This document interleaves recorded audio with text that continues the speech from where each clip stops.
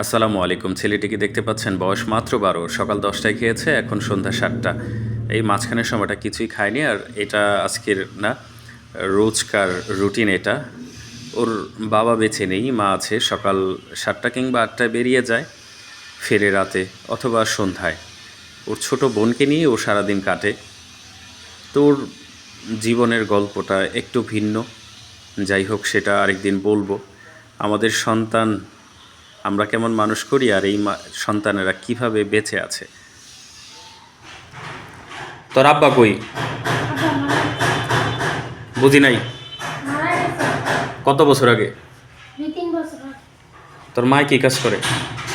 মা পাড়া পাড়া ঘুরে।